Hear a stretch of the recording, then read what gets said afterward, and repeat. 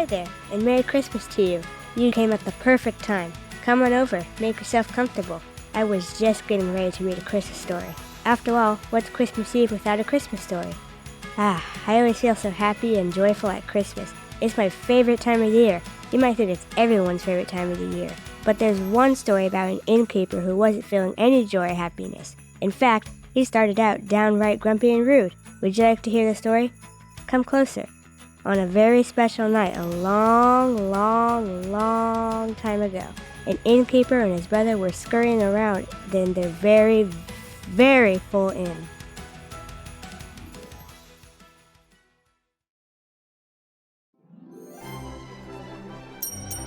This is absolutely crazy. Every single room I have is completely full, and people are still coming in hopes of getting a place to stay. The census is great for my business, but it's way too much work for one person. Thanks a lot for coming to town and helping me out.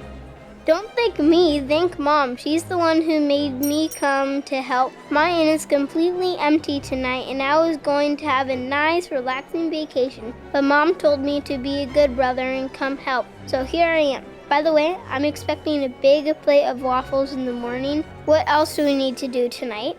Just put this sign out that says no vacancy. We'll sweep up a little bit and then head to bed. It's getting late and I'm exhausted. So the two brothers tidied up the inn, checked on their guests, hung their sign, fluffed their pillows, and smoothed the blankets, and headed to bed. Moments later, there was a very loud knock on the door. What's that noise? Is that someone knocking? Who would be at my door? Whoever it is, I'm going to give them a real piece of my mind. So the sleepy innkeeper banged his toe on the table and opened the door. Ouch! Okay. Enough of the knocking already. What do you want? Well, I just got to town. I'm here for the census, getting myself registered and all that. I got kind of a late start this morning because I couldn't find my favorite shoes. Anyway, I just need a nice, cozy room for the night. What have you got? What have I got? Nothing. Can't you read the sign? No vacancy. All my rooms are taken. You and your favorite shoes are gonna have a really hard time finding anything open. Good luck with that. Yeesh, thanks for nothing. The innkeeper slammed the door and just went back to bed. But he fluffed his pillow, smoothed his blankets, and in just minutes was fast asleep. But before long... Again? What time is it? Sounds like it's time for you to answer your door. Some help you are. So the exhausted and grumpy innkeeper made his way back to the door, banged his toe on the edge of the table. Ouch! What? Good evening, sir. I'm in town for the census and looking for a room. I'd like a nice soft bed, a nice soft nightlight because I'm a little afraid of the dark. I take my eggs scrambled and my toast buttered. How much do you charge? There's no soft bed, no nightlight, no eggs, and I'm completely out of butter. Did you see the sign? It says no vacancy. Hit the road. Well, someone here sounds like he could use a nap and a good talking to by his mother. Don't count on a 5-star review from me. The cranky innkeeper rolled his eyes, slammed his door, and trudged his way back to bed. He fluffed his pillow, smoothed his blankets, and this time grabbed his favorite stuffed animal. It wasn't long before. Shear the sheep, walk the donkey, bake the bread. Hey, someone's at your door. Go answer it. Bake the sheep, shear the donkey, walk the bread. Great, a sleep talker. I guess I'll get the door. So the innkeeper's brother got out of bed, went to the door, and banged his toe on the table. Ouch! Let me guess, you didn't see the sign that says no vacancy? Well, yes, sir, I did. But we're desperate. We've been on the road all day. My feet are killing me. My wife is expecting a baby that will probably arrive very soon. She's been on a donkey all day, and she's not on a good mood. She needs to rest. I need to rest. We'll take anything. We've given every last room in this place out. We've got nothing. Although, wait a minute. How do you feel about cows and goats? We do have a little stable out back with some fluffy straw. You'd have to share it with the animals, but it's better than nothing. Cows? Goats? Straw? Joseph, I'm about to have a baby. I've been on a donkey the entire day. Oh well, if this is the best we can do, I guess we'll take it. But I expect a really nice weekend away after the baby comes. Somewhere with fluffy pillows, soft blankets, and delicious pancakes. So Joseph and Mary took their things and wandered to the back stable and made themselves a bed of straw, surrounded by cows, goats, and donkeys. Meanwhile, the innkeeper's brother tucked himself back into bed, was soon fast asleep. In the quiet of the inn, a sound from far away drifted through an open window.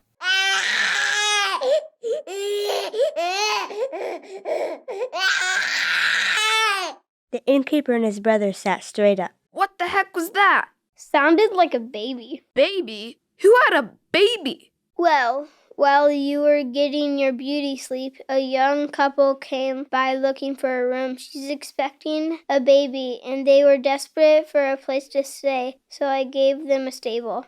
Well, at least you didn't offer them my bed. The innkeeper and his brother were soon back to sleep. Later that night, the innkeeper stumbled out of his bed, went to the door, and banged his toe on the table.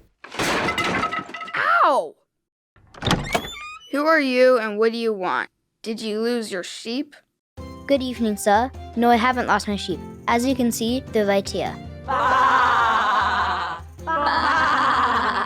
My sheep never get lost because the sheepdogs are very well trained.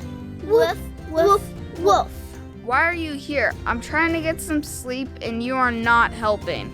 Sleep? You can sleep later. Don't you know what's happening? I've come to see the baby. The star is right over your inn. I was in the field watching over my sheep when angels came fluttering down. They told me to follow the star and I would find the baby in a manger. This is no ordinary baby, but a very special baby. This baby is the Savior long expected, and that baby is here.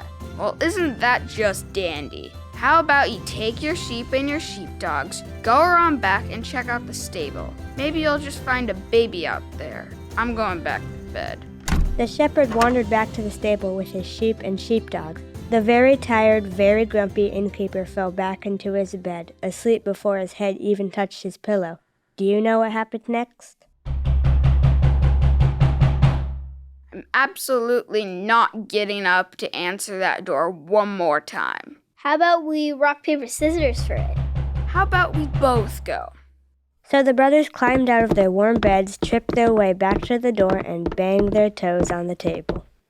Ouch, ouch! What do you want?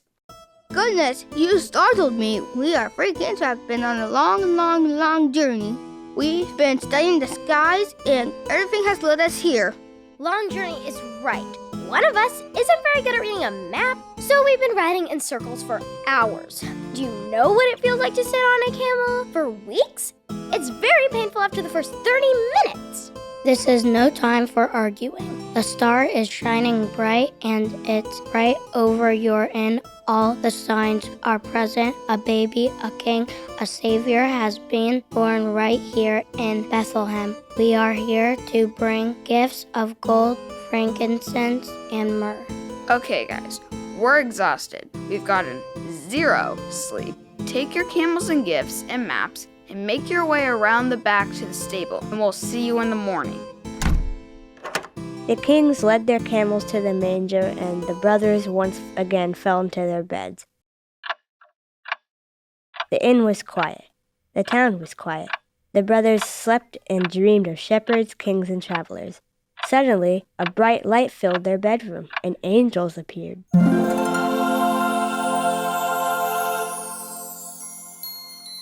Well, here we are. This is a really important night. Yes, it is the most important night ever, and our friends, the innkeeper and his brother, are just not getting the message. We need to bring them some peace. We need them to believe. We're going to sing them a special song, and when they awake, they'll believe. Silent night, holy night, all is calm, all is bright, round John Virgin Mother and Child, holy infant, so tender.